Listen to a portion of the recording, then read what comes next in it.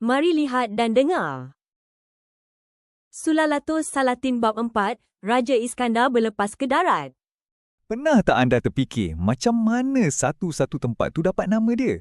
Okey, dalam perkongsian kali ni, kita akan patah balik ke zaman dulu, kita selami satu kisah dari teks purba. Satu perjalanan yang bermula sebab ada sumpahan dan akhirnya sumpahan itulah yang bagi nama pada tempat-tempat yang kita dengar sampai hari ini.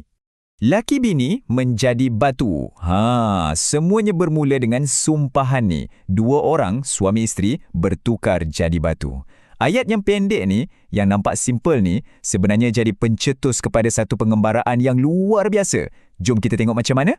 Okey, watak utama kita untuk permulaan ni ialah Sang Rajuna Tapa. Dia ni seorang pengkhianat.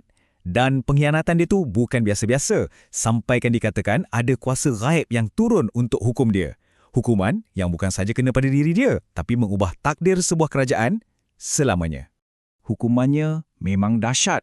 Menurut cerita dalam teks purba ni, masa Sang Rajuna Tapa nak ambil beras, jelapang padi dia tiba-tiba terbalik dan serta-merta dia dengan isteri dia terus jadi batu. Yang paling menarik, batu tu dikatakan masih ada sampai sekarang. Satu mitos yang kononnya boleh disentuh. Sumpahan tu hanyalah permulaan cerita. Kesan daripada sumpahan dan pengkhianatan tu, kerajaan pun jatuh.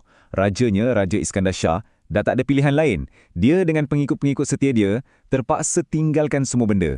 Mulakan perjalanan ke pedalaman demi mencari satu harapan baru. Jadi, perjalanan mereka pun bermula dari Seletar. Dari situ, diorang bergerak jauh masuk ke darat, meredah hutan dan sungai, sampailah dekat kawasan Hulu Muar.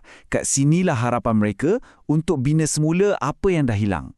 Tapi, tanah baru ni ada cabaran dia yang tersendiri, yang diorang tak pernah bayangkan pun. Tapi kan, macam ada badi pula yang ikut diorang ni. Setiap kali diorang cuba nak bina penempatan baru, mesti ada benda pelik, benda yang tak boleh dijelaskan berlaku. Macam tanah tu sendiri tak suka dengan kehadiran diorang.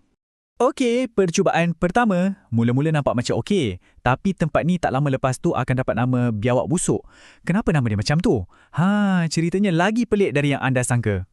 Malam pertama je, mimpi ngeri terus jadi kenyataan.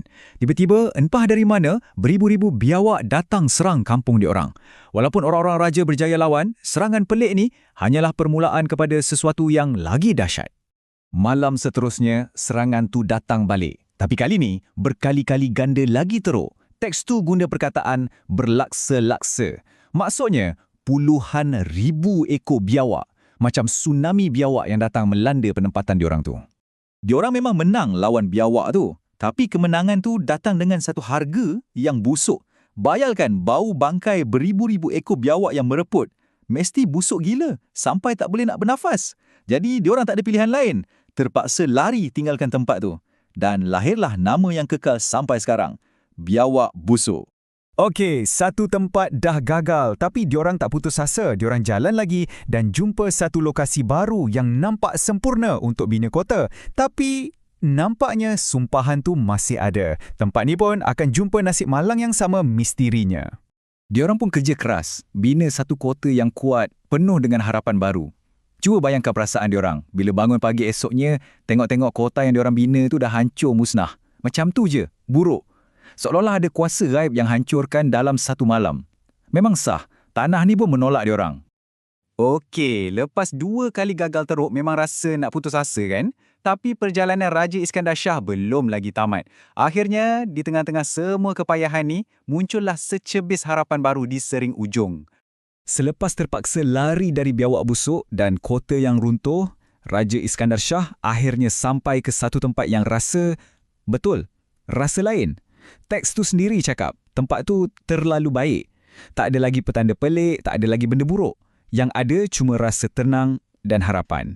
Dan dekat Seling Hujung ni, Raja Iskandar Shah bukan setakat bina rumah tau. Dia bina satu legasi. Dia lantik menteri, dia wujudkan satu sistem pemerintahan yang stabil. Dan menurut teks tu, sistem bermenteri ni begitu kukuh sampaikan ianya kekal datang sekarang sampailah ke hari ini. Jadi kalau kita tengok balik kan, perjalanan ni gila. Mula-mula sebab pengkhianatan dan sumpahan. Lepas tu kena lalui kegagalan dekat Biawak Busuk, dekat Kota Buruk. Tapi pengakhirannya bukan kemusnahan. Pengakhirannya ialah penciptaan sebuah kerajaan baru yang kekal. Ini bukti ketabahan. Macam mana dari huru-hara boleh lahirnya satu sistem yang teratur. Kisah ni buat kita terfikir kan? Nama-nama tempat sekeliling kita, nama jalan, nama bandar, mungkin ada cerita di sebaliknya yang kita dah lupa. Jadi persoalannya, agak-agak berapa banyak lagi kisah macam biawak busuk ni yang tersembunyi di sebalik nama tempat yang kita lalu setiap hari? Legenda apa lagi yang tengah tunggu masa untuk ditemui semula?